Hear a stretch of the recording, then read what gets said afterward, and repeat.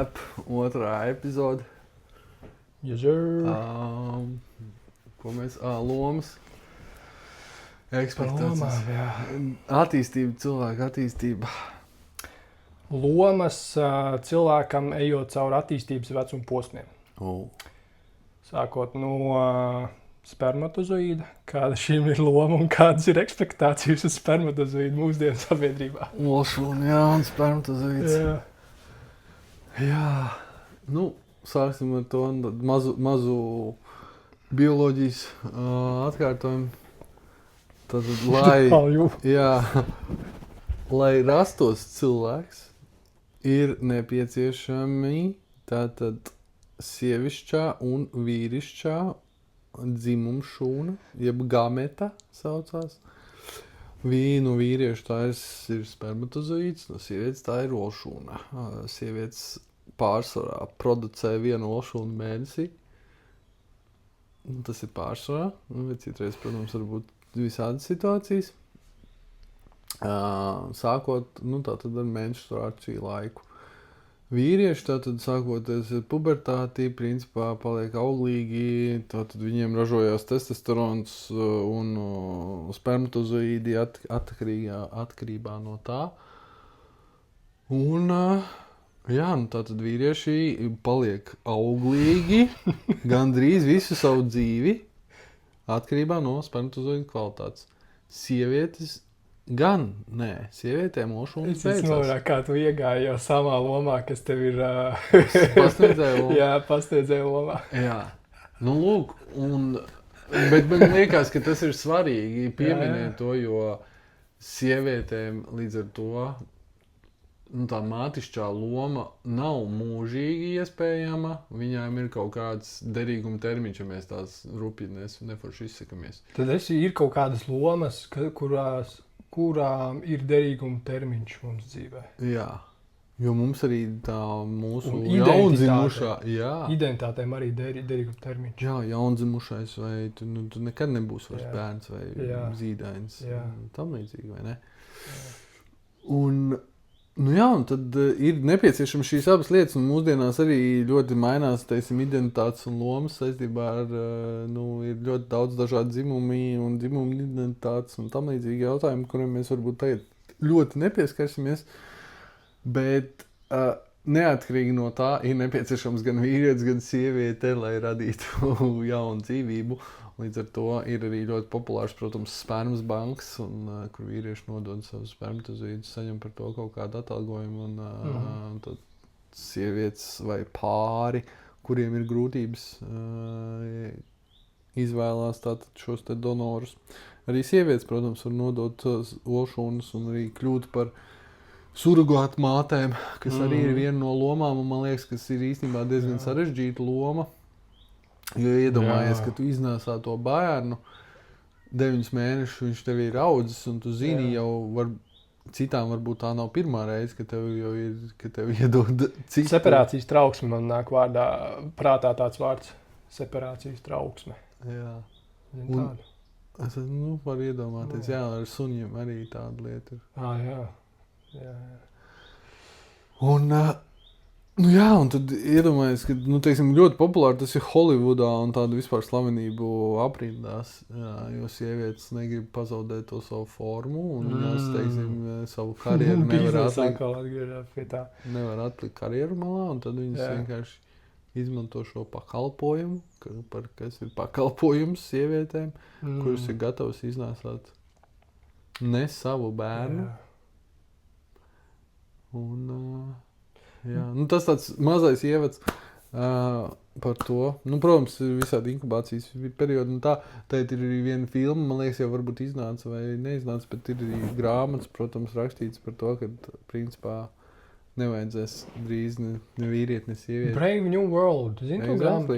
Es viņu neesmu izlasījis. Arī, Jā? Tu esi viņu izlasījis? Es viņu neesmu izlasījis. Es pasaku uzdāvināju grāmatu, kuru es neesmu izlasījis. Huxleys, jā. Bet tā ir arī, es domāju par to, cik es zinu, kas ir tajā grāmatā, tas ir par to utopiju, uz ko mēs ejam, ka cilvēki tiks ražoti rūpnīcās. Jā, un tur ir ļoti interesanti, kā tur ir dažādi kambari, kuros, principā, runājot tieši par lomām, tas ļoti labi ieskan to, ka tur ir tā kā kambari, kuros spēlē, teiksim, mūziku vai dara kaut ko tādu, un tad tā kā attīsta noteiktas prasmes vai noteiktas lietas, un tad tur izvēlās tos bērnus. Tur tik fakti aptē pašā laikā, bet interesanti. Un tā, padomāt par to, un tad tā viena filma, ir tieši balstīta uz to grāmatu, kad principā tā kā olās nāk, un tad ir tā kā tāda milzīgs centrs, kurās iet, un principā tu izvēlēs to savu olu. Tas tā kā lielveikalā. Tu atlasi savu bērnu, tu izvēlēsi, vai viņam tur sportisks, nesportisks, tur tāds muzikāls, vai tur matemātisks, vai vienalga tāds un tāds un tāds. Atkal, kur ir morāla un ētika tādā pasaulē tajā gadījumā? Kaut kā tā morāls tēma pēdējā laikā kopš viena tripa, ko es labi patripoju februārī. Tā tēma tā nāk dzīvē iekšā. Morāla un morāls principi. Jā. Labi, par tām lomām.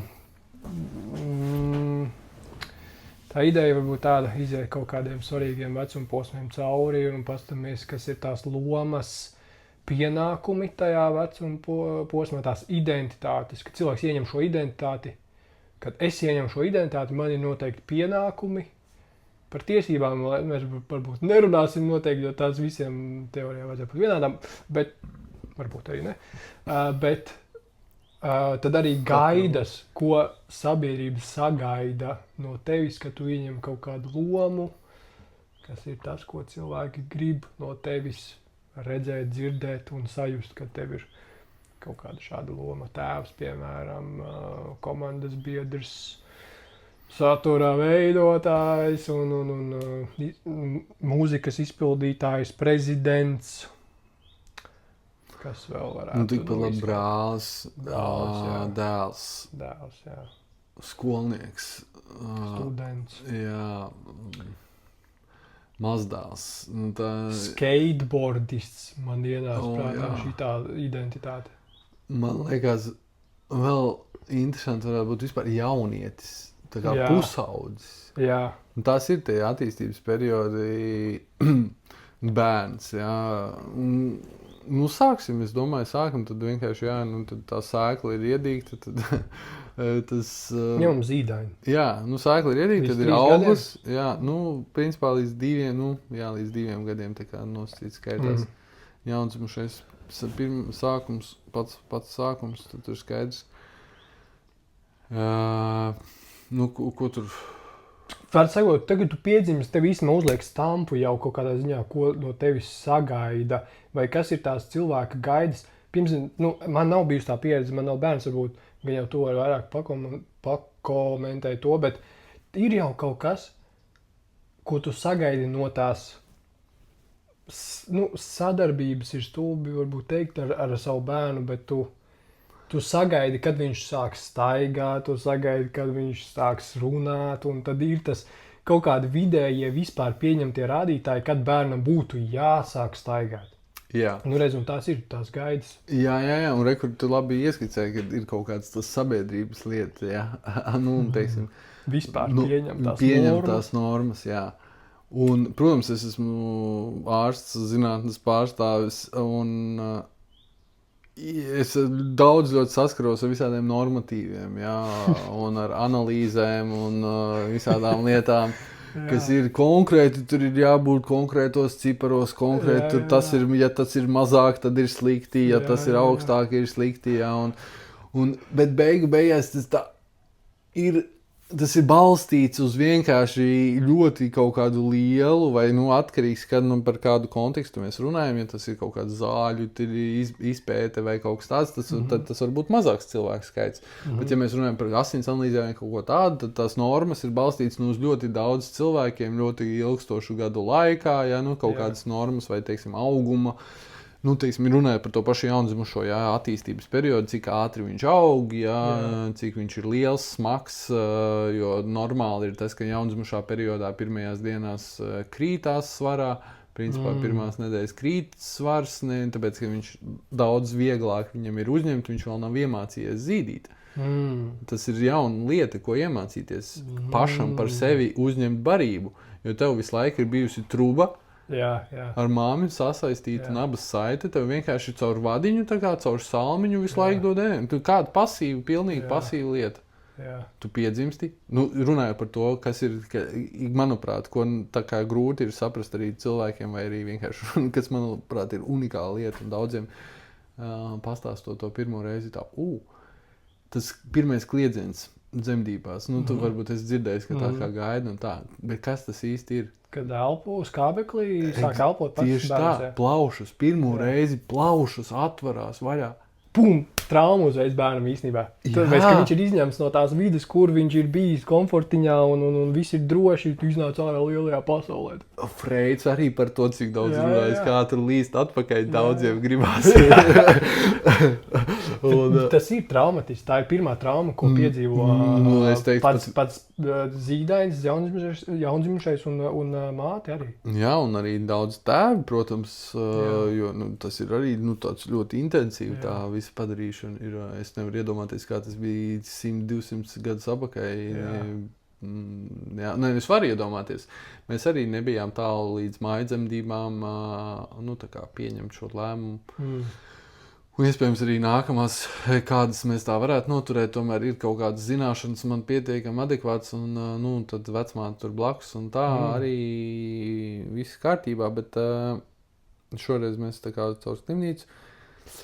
Un, tas ir, tu sāc elpot, un tas, man liekas, ir tāds vispār tāds milzīgs, varētu pat būt viena no lielākajām tādām, jo, reāli tu esi bijis pirmais, labi, atgriežoties vēl sākumā par tiem spermatozīdiem, tik tie spermatozīdi iznāk miljonus ārā no vīrieša. Olšūna ir viena, ir jātiek, tam vienam spermatozīdam ir jāuzvar. Mēs visi esam uzvarētāji, visi mēs esam uzvarētāji vienreiz dzīvē, mēs esam uzvarējuši visu lielāko cīņu, principā. Ja jums ir dviņi vai kā, forši jūs kopā uzvarējāt, jūs ieskrējāt finišu taisnē vienā laikā. Ja kādam trūks pārliecība kādu brīdi dzīvē, tad atceries, ka tu jau esi uzvarētājs. Vismaz vienreiz biji dzīvē. Jā, un iespaidīgi uzvar, tā, kad citiem nav tāda iespēja. Citiem no tiem taviem, nebija iespēja tāda, kāda ir tev. Un tā, man liekas, ir tāda arī liela realizācija, ko vispār saprast, ka mums tā ir dzīves, tā kaut kāda loma, mums ir tā kā jādzīvo dzīvi, mēs esam uzvarējuši. Mūsu spermatozīds ir tā kā iedevis mums to iespēju. Tas ir kaut kāda uzvarētāja instinkts, ir īstenībā ikvienā cilvēkā jau iekšā, bet daži to pazaudē dzīves laikā. Tāpēc, ka pazaudēji starp lomām varbūt un identitātēm, Jā, vai arī vai saskarās ar pārāk daudz šīm šķēršļiem, kurus nav iespēja instrumenti vai nav iespēja. Nav resursi, kaut kādi iekšēji prasmes nav. Varbūt gaidas ir pārāk lielas pašam no sevis. Un ja ir no sabiedrības gaidas, tad arī atgriežās pie tā, vai man ir adekvāti resursi, ka es varu tik galā ar šīm te gaidām un saprast, ka tās ir tikai sabiedrības gaidas, ka man nav jāpakļaujās uz šīm te sabiedrības gaidām, kad es tomēr pats esmu savā kodolā cilvēks ar savu identitāti gala beigās, kas ir aiz manas identitātes, kad es neesmu savu identitāti. Iedosim te cilvēkiem arī tādu, un varbūt sev arī tādu, man liekas, vizuālu tādu, man patīk daudz salīdzinājums runāt. Un tad man šeit tāds ienāca prātā barjeras skrējējs. Un tad tu tā kā skrien, un tev ir tā kā, tu, protams, radi sev šķēršus, kaut kādus izaicinājumus pieliec, un tās ir kaut kādas barjeras, kuras tu sev uzliec. Iespējams, kāds sev uzliek to barjeru ļoti zemu, ka tu vienkārši jāpārkāp pāri. Kāds uzliek sev tā, ka ir jāpalecās. Kāds uzliek tādā adekvātā augstumā, kad ir izaicinoši, bet tai pašā laikā var pārlekt, bet ir tā kā, viņš no tā mācās un kļūst labāks. Jo varbūt ne visas pārlec barjeras. Kāds uzliek par augstu savu barjeras un atsitās visu laiku, un viņš nesaprot vai negrib pazemināt to, jo nav tā kā tie resursi. Bet tad ir tieši tā, tās ir savas barjeras. Bet tāda ir sabiedrības barjeras, kas arī var būt zemākas, var būt augstākas, un tev tā tad ir jāpārlec gan savām barjerām, gan tām sabiedrības barjerām. Un tad beigās tas vairs nav vienkārši barjeras skrējiens, tas jau ir tas šķēršļu josla. Jo iespējams, kaut kāds. jā, jo tur ir iespējams izlikt tas bedres vai ir peļķes. Jā. Un vēl visādi citādāki izaicinājumi, kurus tu īstenībā nemaz neredzi, jo tu neesi ticis pāri tai pirmajai barjerai. Jā. Un ir jāsaprot, ka mums, tas ir vai tā ir barjeras metafora, vai tās ir kāpnes, vai trepas, vai kas, mēs vienu barjeru at a time. Nu, tā kā vienu pa laikam. Un tad tu redzēsi, kāda būs nākamā barjera. Vai viņi būs augstāka, zemāka, vai tev ir nepieciešami kaut kas. Un tad, tad tu esi izskrējis kaut kādu trasi, tu esi 10 barjeras pārkāpis. Tu tā kā, šitās 10 barjeras es pārkāpu, es zinu, kā šīs 10 barjeras izskrietas. Tu tagad aizēji apakaļ uz startu. Wow. Noskrienam 10 barjeras, tu nomauc, jo tu zini to nosacītī paternu vai to. Tagad tu tiki līdz 11. barjerai. Tagad vai nu tu ieguvi tos resursus, iemācījies, attīstījies, un tagad tu tiksi pār tai 11. barjerai, vai varbūt tev ir jākāp pāris barjeras apakaļ. Varbūt tev jāatkāpjas. Veicīties šito izmantošu ar klientiem darbā. Šitais tā kā ļoti labi man šeit parāda to. Starp citu, man nesen bija viens klients, ar ko mēs runājām par kļūdām. Ka ir arī perfekcionisms un ka ir bailes kļūdīties un līdz ar to ir milzīgs spiediens. Pats sev uzliek spiedienu. Un arī mēs pagājušajā sērijā runājām par to, cik daudz mēs varam dalīties, jā. Savā starpā un arī ar cilvēkiem, bet es te atļaušos padalīties, jo es neminu arī cilvēku ne vārdu, neko, un arī pat sporta veidu un gadu un tā tālāk, bet tā atziņa, ko klients ieguva, bija tas, ka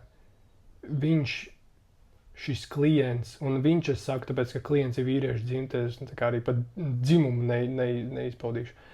Šis klients, tā atziņa, ko klients ieguva, bija tas, ka es baigi daudz fokusējos uz to negatīvo, kas man nesanāk, bet kur te paliek tas pozitīvais?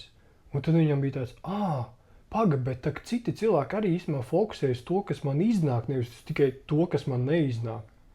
Un tad arī es pilnīgi redzēju, kā tas cilvēks kā izmainās tajā brīdī, tā kā nokrīt no smagums. Krūta tāda atziņa par tām ekspektācijām, gaidām. Jā, bet tas ir atgriežoties pie tās barjeras metaforas. Tu iedomājies, ka tu stāvi pie tās 11. barjeras un tu skaties uz viņu tā kā uz 9 stāvu māju. Jā. Un pēkšņi vienkārši tu tā kā parunā ar to apsargu vai ko nosacīti tā kā šajā gadījumā psihologu. Un viņš vienkārši vai tev to sacensību organizatoru un viņi vienkārši tev nolaiž tā kā tādā līmenī, kā tu vari pārlikt. Jā. Un tev ir tāds...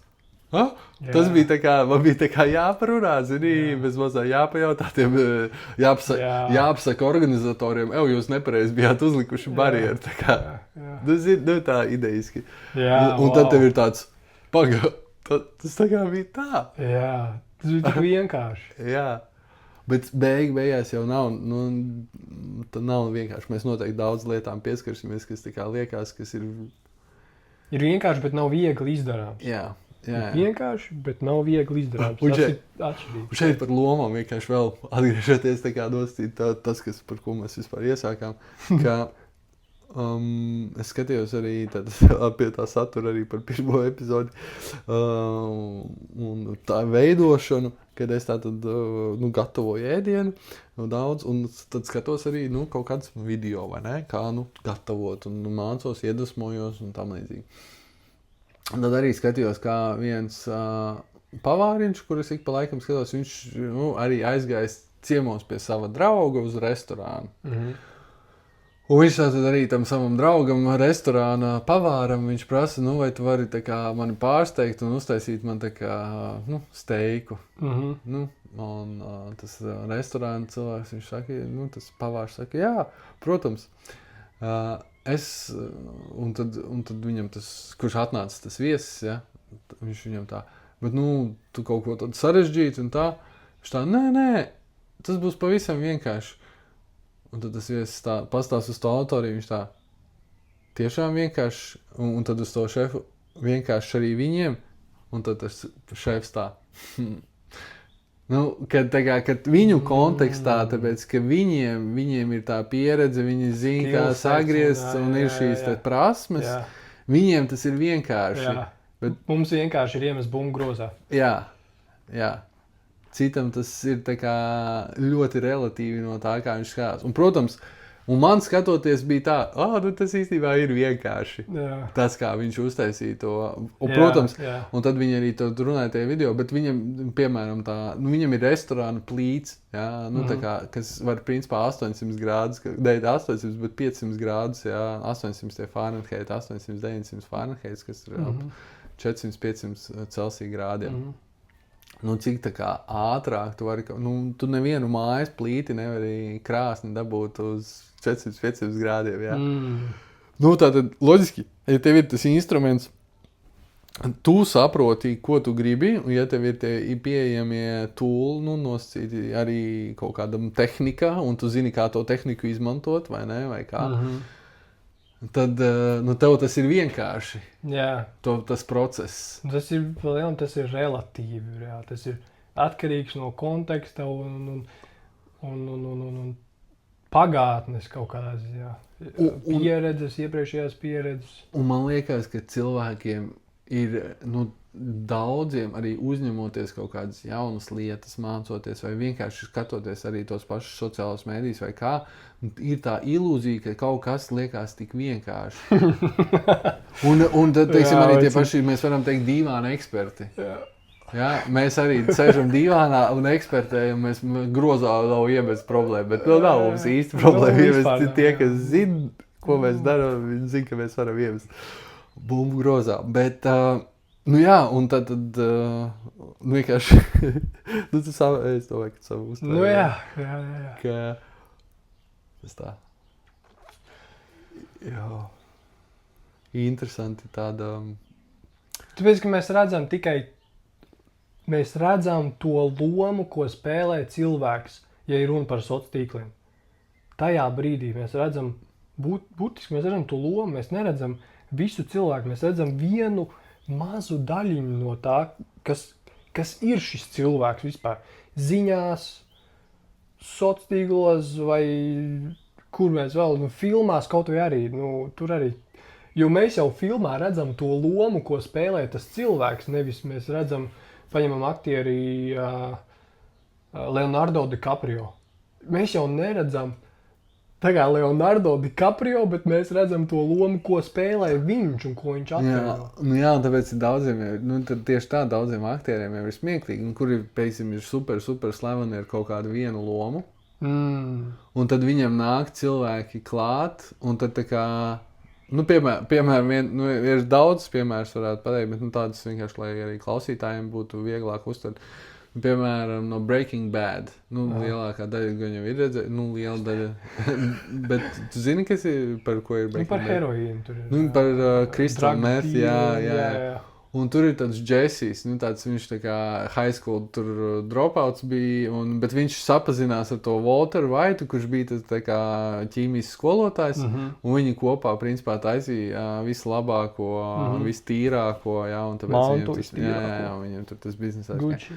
Tas Jessijs, viņš ir tik daudz visādās citās lomās, visu kaut ko, bet viņam lielākā daļa cilvēku nāk un tā kā atsaucās uz to Breaking Bad. Un tad tur, jo viņam tur arī bija, hey, bitch, tur, citādāk viņš tur teica, bet viņam bija tur arī savi tur izteicieni, un tad tā kā, atsaucās uz to, vai arī tie, kas ir, es saku, to tikpat labi, jo tur Game of Thrones arī liela daļa tie aktieri arī saka, ka viņus, principā, tā kā uzrunā to vārdā, nevis tā kā viņa īstajā, personīgajā vārdā, bet tā kā tās lomas vārdā.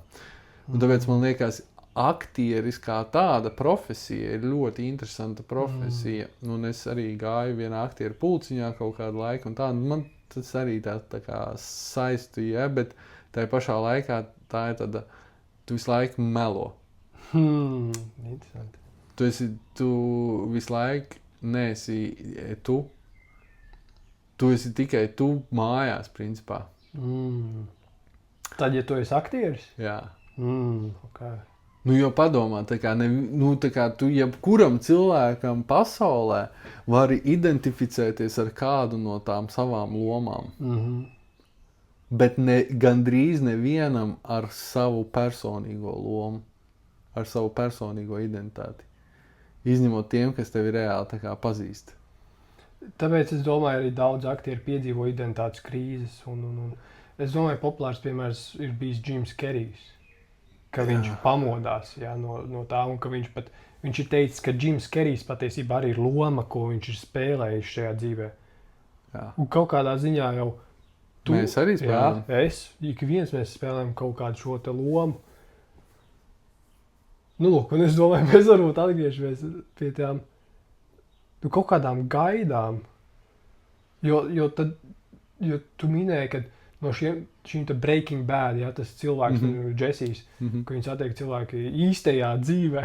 Ir Ārons Pols, jā. Ārons Pols. Un tad šiem te skatītājiem, cilvēkiem no malas, viņiem ir arī kaut kādas ekspektācijas, varbūt, kas notiks, ja es piešu viņam klāt, es uzrunāšu viņu, un tad kāda būs tā miedarbība, šo te cilvēku. Jā, jo viņi sagaida to tur, un ir jau bijuši tās epizodes, un, tā kā, un to arī daudz streameri ir tā kā teikuši arī, un kas ir vispār, viņi principā ir tā kā nav tādas publiski cilvēki, jo viņi ir tā kā savās mājās, un filmējās ekrānā, un tā viņi tādi privāti. Un tad es vienkārši redzēju, ka vienai tādai arī meitenei, tad viņai populāri ļoti streameri, tāda no Amerikas, tāda Emiru, man liekas, vai kaut kā tā viņu sauc. Un viņai uzbruka Comic-Cons vai kaut kāds, tur bija kaut kāds streamer awards vai, nezinu, kaut kāds pasākums bija. Un vienkārši viens, tā kā super samīlējies, jo viņš jau redz viņu katru dienu, viņš seko viņai 24/7 principā, viņš viņu tā kā, viņam liekas, ka viņš viņu absolūti pazīst un viņš ir pilnīgi iemīlējies, bet viņai nav absolūti nekāda vispār... Nezinu, kas tāds ir vispār. Zero. Jā. Viņš vienkārši tā kā izstāvēja rindu, jo viņai bija tā kā tikšanās, viņa tur varēja parakstīņus, tā kā mērču parakstīt, un tā viņš izstāvēja rindu, un vienkārši viņa principā gribēja viņu bučot, un tā. Tas ir tas dark sides, ne? Jā. Tas ir tas dark sides tam, ja tu esi sabiedrība atpazīstama personība, un tad ir, tu kaut kādā ziņā tev ir, tu nonāc dzeltenajā presē, ja tu nespēlē pēc kaut kādiem sabiedrības noteiktām normām, tad tev fočē, tā kā es tikko redzēju Luka Dončičs. Viņš ir nomainījis savu matu frizūru, nevis tā kā uz vienu pusi viņam ir mati, bet viņam tā kā pa vidam ir mati, tagad uz abām pusēm, un ir ieraksts sociālos tīklos par to. What the fuck? Viņš vienkārši matu frizūru ir nomainījis, un tev ir tu taisi to saturu, tāpēc, ka, lai tu dabūtu klikšķus. Lai cilvēki par to runātu. Jā, un cilvēki grib runāt tikai par tām populārajām lietām un par to, kas ir tā kā aktuāls un kas, un tas ir... Klikšķus dabū. Un tas, man liekas, un kas ir tas, un runājot par stilu vai par mūziku vai kādām lietām, tu arī zini, ka man mūzika, tev arī ļoti tāda tuva lieta, un... Es pat jauns pats pasūtīju vēl nesen, gaidu, kad atnāks. Es, piemēram, tā kā daudz, mana tā pieeja mūzikai, es varu padalīties, es nezinu, kā ir klausītājiem, ja mums būs komentāri, varat droši uzrakstīt, padalīties. Es, piemēram, reti, kad klausos vienu dziesmu izgriezumā no albuma. Ja es playlistu sataisu kaut kādus, tad jā, bet, teiksim, ja iznāk albums, vai kaut kā, es noklausos visu, es vairāk sekoju līdzi mūziķiem un viņu tā kā relīsiem, ja tad izlaistajiem albumiem, un es klausos albumu no sākuma līdz beigām, eju cauri, ja tas ir iespējams laika, ziņā visu noklausīties, tā kā vienā piegājumā. Jā. Un tad es atzīmēju, kuras dziesmas man patīk, paskatos varbūt kaut kādus vārdus un tam līdzīgi. Es tā kā dziļāk pieeju tam bišķi, nevis tikai klausos vienu dziesmu, kuras esmu dzirdējis radio, un man ir tikai, teiksim, tā viena dziesma, jā. Jo tad es tā kā, man neliekās tas tā ļoti personīgi vai tā cieņpilni pret to izpildītāju kaut kādā mērā. Un... līdz ar to tā pieeja tāda, kur es šo visu gribēju vest, kur mēs pirms tam Par aktieriem un lomām un spēlēšanu un ka Lukas Dončičs hairstyles un klikus Jā, dabū. bet klikus jau reti, kad dabū, teiksim, viss albums. Ir tie hiti. Jā. Saproti, tā kā, jo tā sabiedrība jau, lielākā daļa sabiedrības negrib iedziļināties viņi, un tad, tā kā un arī rakstu, kā lielākā daļa cilvēku nelasa rakstus, viņi lasa virsrakstus. Jā. Un tad pēc tam citē viens otram faktē virsrakstu, tad tā kā saka, ka tur Ukrainā viruši ir, piemēram, tur ir tā tik un tik, bet īstenībā nav izlasījuši nemaz rakstu, kur īstenībā ir kaut kas cits uzrakstīts. Jā. Un atsaucās uz virsrakstu, tāpēc neiedziļinās, un tas tieši tāpatās ir ļoti, ļoti, ļoti daudz lietām. Un tad man liekas, tas arī maina to kaut kādu, tās ekspektācijas vai tādu sabiedrības tādu kaut kādu to skatījumu arī uz kaut kādām tām lomām, jo tā nav tāda vispārīgs tas skatījums, viņš ir tāds primitīvs, tāds kaut kāds viendimensionāls. Jā, varētu teikt tā, jā. Virspusējs arī, tas... Jā.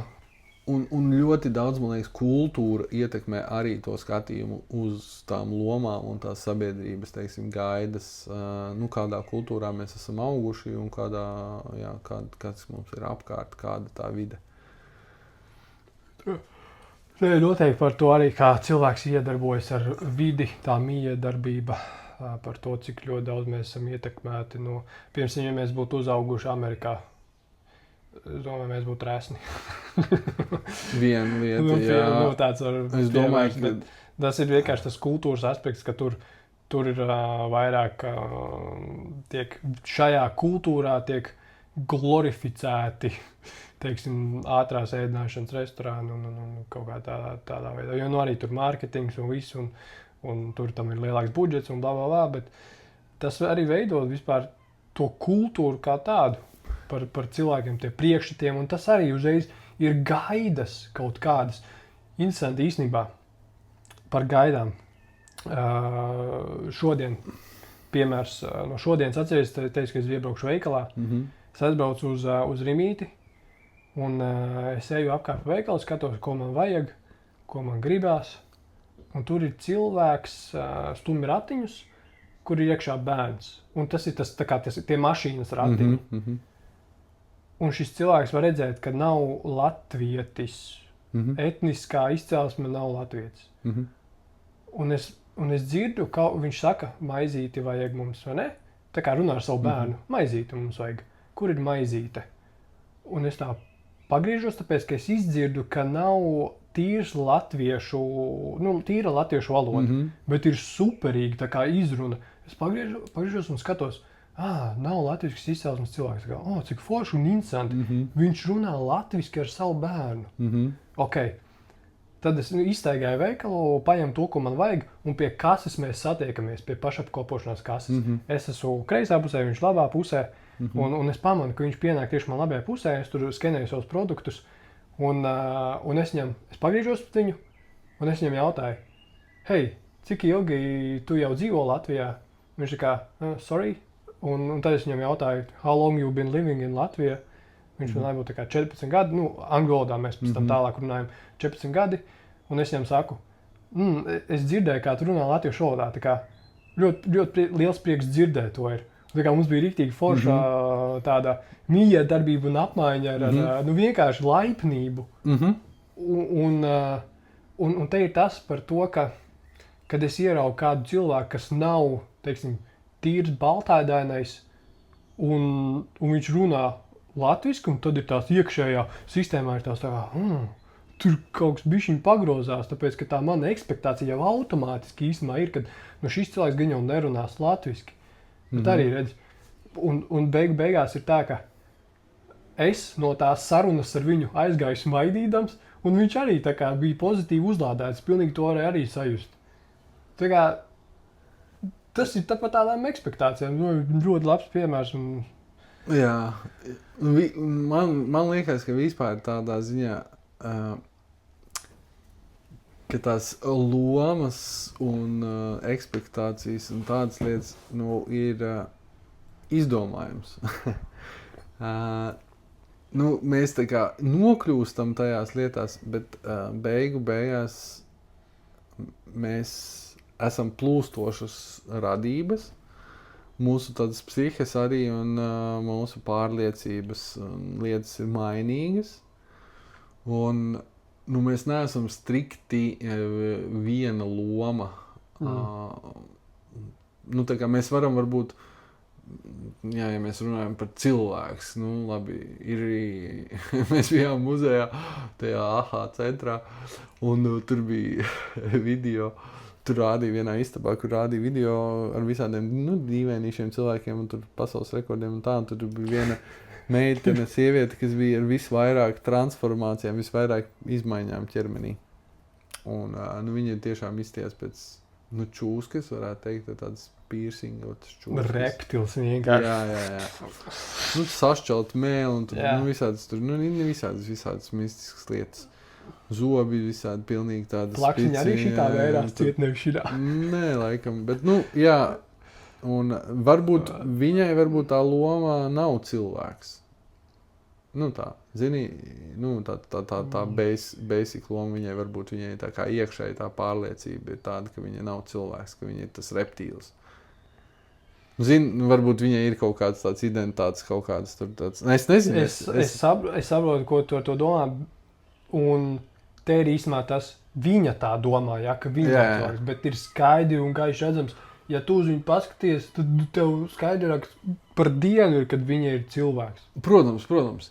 Tad te ir jautājums, kas notiek iekšā viņā, ka viņa negrib būt cilvēks, kāpēc viņa izstum šo te savu versiju no savas, viņa pa visiem spēkiem cenšas izstumt šo savu cilvēka versiju no savas psihes ārā. Viņa nepieņem savu cilvēcību. Jā, un tur noteikti ir daudz traumas un viss kaut kas noteikti apakšā visticam, tā pieņemam. Bet ar to es gribēju teikt vienkārši, ka tā idejiski, protams, mums visiem tā kā neatņemamā tā loma, ja mēs to nosaucam par lomu vai pareizāk sakot, tēls vai būtība ir cilvēks. Un tad pārējās visas lietas, ir nekas. Konstrukts, koncepts. Jā, tas ir konstrukts, man liekas labāks, jo tas ir uzbūvēts, tas ir kaut kas izveidots. Jā. Un tad mēs paši to varam izveidot. Mēs paši kļūstam, veidojamies, mēs varam, ja es gribētu, kas būtu mans varbūt kaut kāds tāds sapnis kaut kur kādā alternatīvā realitātē, būt rock mūziķim. Jā. Vai reggae mūziķim, vai rock mūziķim, Jū. Tas varētu būt kaut kāda alternatīva, bet teorētiski, ja es tagad izdomātu pēkšņi visus savus resursus un visu, tā kā savu enerģiju noscīti tam veltītu, kurš saka, ka tas neizdotos? Paiet laiks, un es domāju, izdotos. Tieši tā. Jā, un tad es varētu tā kā to mainīt, to savu lomu, ka varbūt dotajā brīdī es esmu apmierināts ar to, kā tagad ir, un es esmu pieņēmis to un tā. Bet ar to es gribēju vienkārši teikt, ka tā vienīgā loma, kas mums noscīt visiem ir tas, ka mēs esam cilvēki, un pārējais ir... Labi, tie, kas manī klausās, varbūt arī tur kāds citā alternatīvā realitātē klausās, jūs varbūt esat citādāki tēli. Sveiciens jums un sveiciens rūķiem. Elfiem, un krupjiem un vēl visādiem citiem tēliem. Citās dimensijās, bet... tu saprati, es domāju. Es gribētu laikam būt mākslinieks. Jā. Kaut kāda šāda veida. Es šodien gāju garām, braucu ar Ričuku centrā garām Van Gogha, kaut kā 3D izstāde ir. Skolas tajā tur? Kaut kur, es nezinu, neredzēju tik ļoti, kur tas bija. Bijušajā Senču, man liekas. Pačko. Bet tā mana loma gribētu būt, lai ir... 40. Jā. Es domāju, vēl kāds 10 maks. Okay. 10, 15. Jā. Jo jāiepildīt citas lomas. Bet mākslinieks gan jau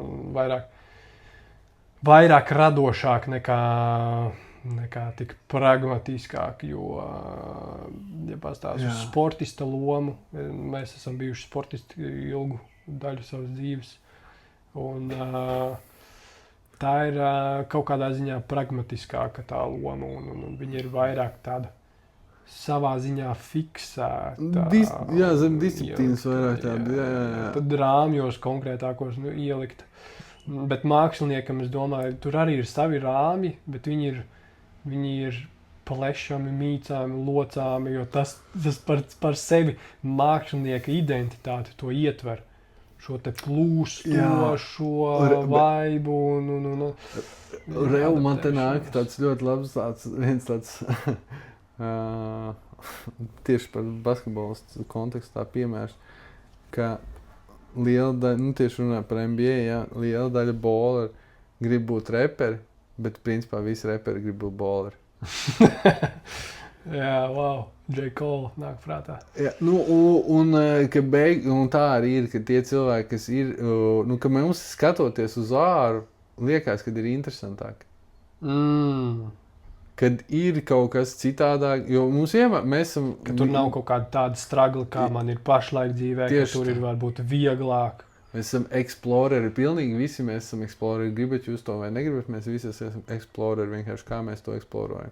Un tad, protams, ir garlaicīgi, jo tev paliek, ilgāk strādā tajā savā darbā, tu tāds pierodi pie tā, un tev kaut kāda nepieciešama kaut kāda izaicinājuma. Vai tu sāc strīdēties ar kolēģiem, vai tu kaut ko citu sāc darīt, vienkārši tā kā tev paliek garlaicīgi. Un tad tu skaties, un tev sākās skaudība, jo tu varbūt skaties uz citiem, tu skaties, piemēram, tu skaties uz citu, viņš dara mazāk darbu, brauc ar labāku mašīnu, nostīt tev tāds, es ar tā varētu, vai zini, un tad tu tā kaut ko tur tā, piemēram, tur tā domā.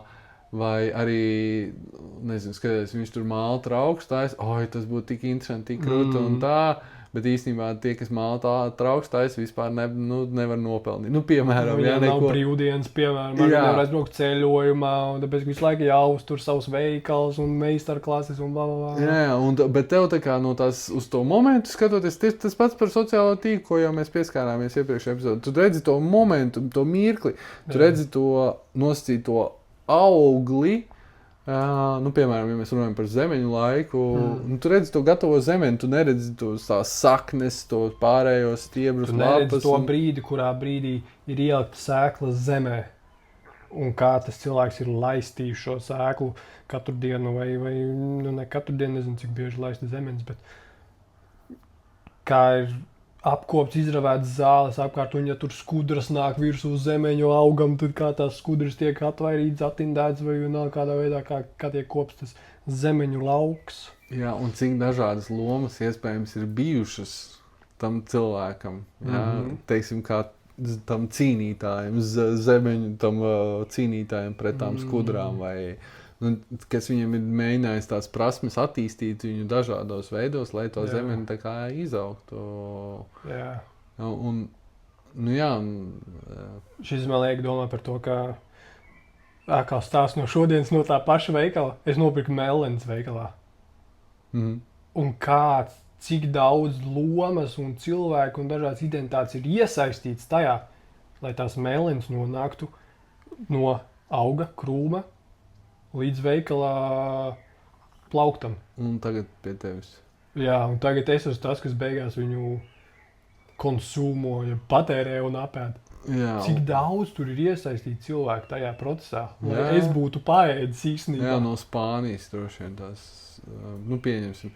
Labi, nav svarīgi īsti no kurienes, bet jā, tieši tā, jo vairāk tālāks tas gabals ir, un tu mēs arī pieskarsimies droši vien kādā citā epizodē. Es arī dzirdēju radio, kā tas pavārs mūsu runā, arī pieminēja par sezonāliem un tā. Latvijā ir kā ir ar to sezonu. Bet jāsaprot to, jo tālāk ceļu tas augus ir nācis, jo negatīvāks viņš ir principā noplūkts, lai viņš atnāk to ceļu. Tad viņš gatavojās pa lielam pa ceļam, bet tu vairs nedabū vairs reāli, viņš ir tā kā mākslīgi nogatavināts. Tos dabīgos vitamīnus, minerālu vielas nedabū no tā banāna, kas ir vidliņā, tāds puszaļš. Nu, jā, kurus es īstenībā pērku diezgan bieži tos puszaļos. Un tagad, un tu arī tev pieņems tā sabiedrībā, nezinu, pieņems vai sportistiem, pieņems banānus tur ēst un tā, bet, nu, reāli latvietim tur katram gandrīz otriem banānus īsti nevajadzētu ēst. Kāpēc? Nu, tur, nu, tā banāna, ne jau nepamanēsamība pilnīgi par banāniem, bet varbūt tā, jā, kad, nu, tas kuņu zarnu trakts īsti nav tā, ka mīl tos banānus. Man ir dažreiz tā, ka man nesagriežās vēders pēc banāniem, bet es jūtu, kad gāzes nāk. Jā, tur arī ogļhidrāti, protams, ir daudz, un tas arī atkarīgs, kāds tas stress zarnām bijis un tā, bet, nu jā, nu, tas tāds vienkārši tāds, kad, nu, teiksim, vai arī, nu, trendīgi, jā, un populāri, un tad, protams, jāseko līdzi, jo, nu, kā viena no tām lomām ir, jā, ka, nu, tev jau jāiedarās tev sabiedrībā, tev jābūt tādam sabiedrības loceklim, vai ne, laikmetīgam, nu, jāēd avokādo. Tas nozīmē, ka tu esi laikmetīgs, jo nu, tu ēd avokādo? Nu, es vienkārši tā smējos, no avokādo arī trenda auglis palielam, jā, nu, tā kā superfoods, jā. Nu, cik daudz viņu tā kā izmanto kaut kur, un cilvēkiem nav absolūti nejausmas, kāda mafija ir apakšā tai avokādo iegūšanai, audzēšanai, tirzniecībai. Un tā. Protams, es nesaku, ka visiem cilvēkiem nav nejausmas. Lielai daļai varbūt ir kaut ko painteresējušies, pastījušies, bet...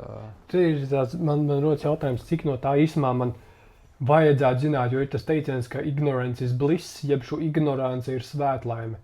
Un kaut kādā ziņā jau ir tā, ka ja es kaut ko nezinu, labāk to stāstu aiz priekškara, tad varbūt es dzīvošu labāk, jā.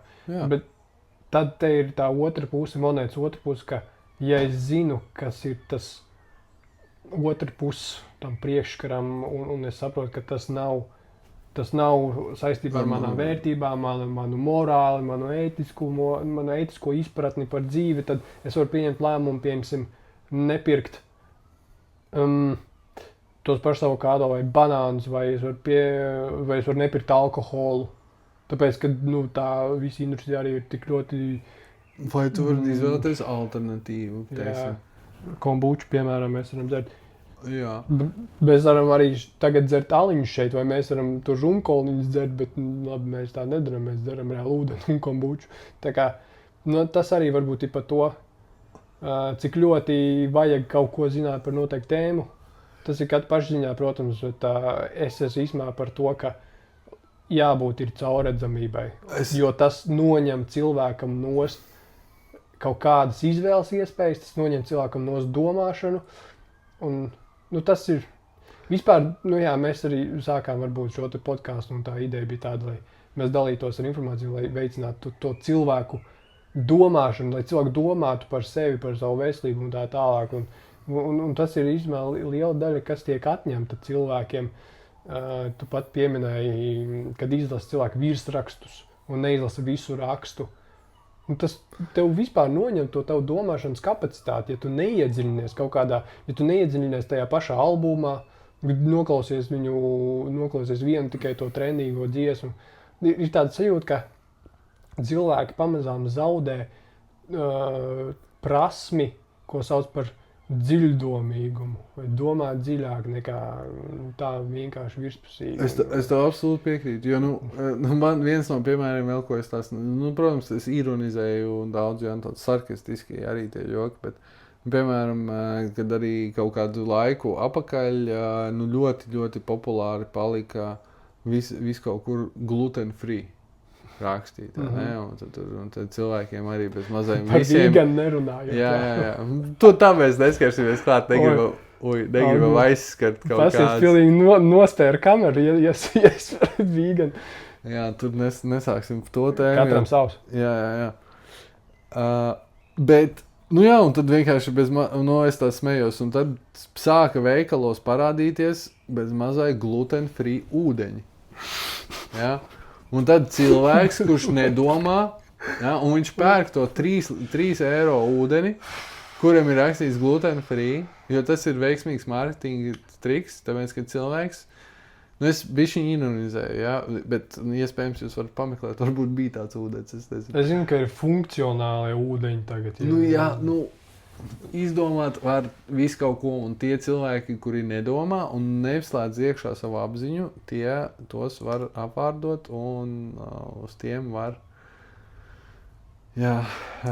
Tiem zvana telefonu krāpnieki un izkrāp, uzdodoties par Google. Jā, bet, protams, es saprotu arī tās situācijās, kur omītēm, nevar, tas ir tā ir dabiskā atlase kaut kādā ziņā. Jā. Tā to var arī nosaukt par tādu kolektīvo evolūciju, kad, ir arī šādiem cilvēkiem jābūt. Bet tas arī, varbūt, tas izklausās, ka es noliktu. Tad es nenolieku sev vienā līmenī, ka tas ir varbūt tāds, skatos no vertikālās tādas prizmas, kas arī īstenībā ir interesanta tēma parunāt par vertikālām attiecībām un horizontālām attiecībām.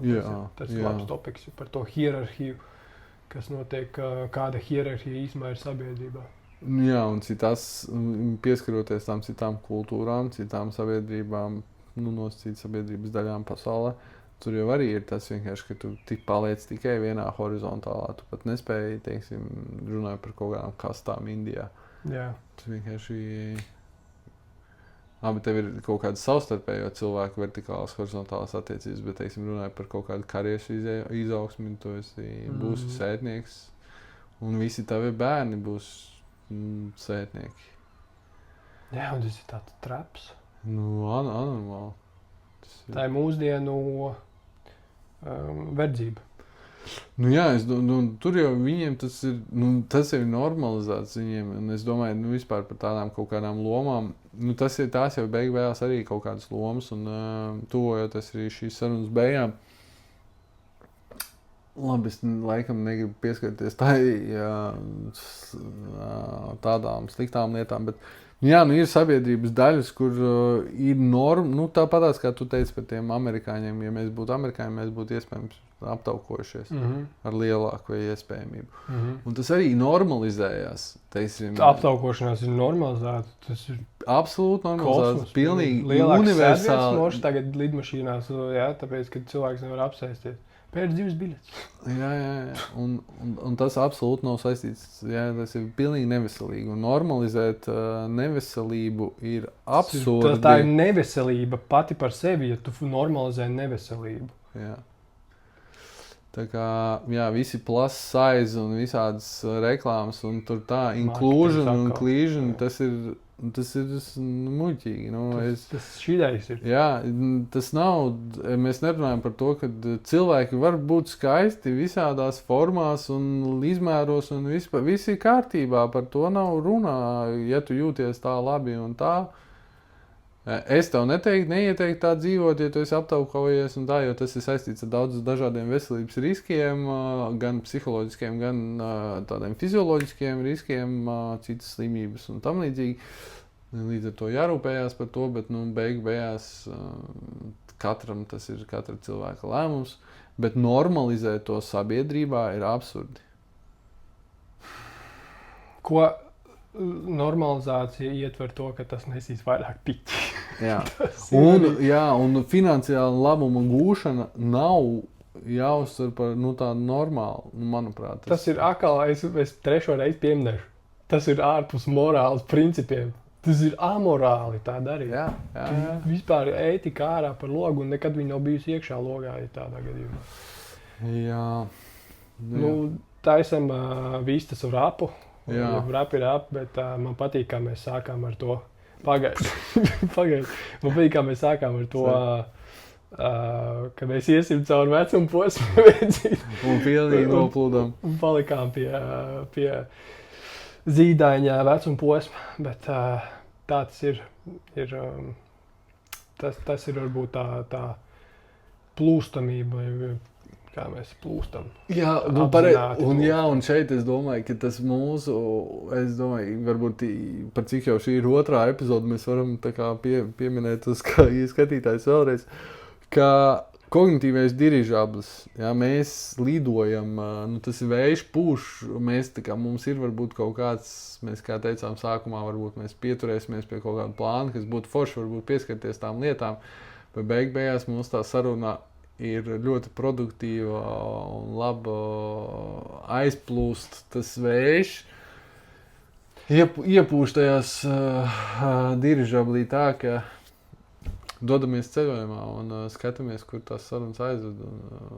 Jā, un man ir prieks vienmēr paņemt līdzi cilvēku šādos braucienos, jo tas ir tas, ko īstenībā tāda podkāstu un šāda veida sarunas dod, ka tu vari būt daļa no šīs sarunas, pat ja tu, cilvēki, kas tu tagad skaties vai klausies, pat ja tu neesi šeit ar mums šajā telpā, mēs tāpat esam vienā kaut kādā visuma dimensijā, un tas ir tas, ko arī mēs tādu, tas varbūt tas mans personīgais nodoms ir arī radīt vairāk to piederības sajūtu, ja ir cilvēki, kas domā līdzīgi, tā kā mēs, veido kaut kādu līdzīgi domājošo cilvēku grupu un dalīties pieredzēs, idejās, jautājumos, komentāros, faktos, absurdos, mītos un tā tālāk. Jā, varbūt kādreiz mēs kaut kur parunāsim ar kādu vēl, uzaicināsim kādu parunāt. Mēs arī domājam, iespējams, ka varētu šis te vieta mainīties, iespējams, būs tā dinamiski lidot arī mūsu fons, teiksim tā, ka mēs ar dirižabli palidot un dažādās varbūt pasaules vietās, iespējams, ne tikai Latvijā, redzēt, kur aizpūtīs dirižablis. Varbūt arī digitāli aizpūtīs dažkārt. Jā. Tieši tā, līdz ar to, jā, visi ir laipni aicināti pievienoties mums, kapteinim Ansim, Ginteram Ansim un kapteinim Svenam, mūsu kognitīvajā dirižablī. Tā kā, let's fly! Peace!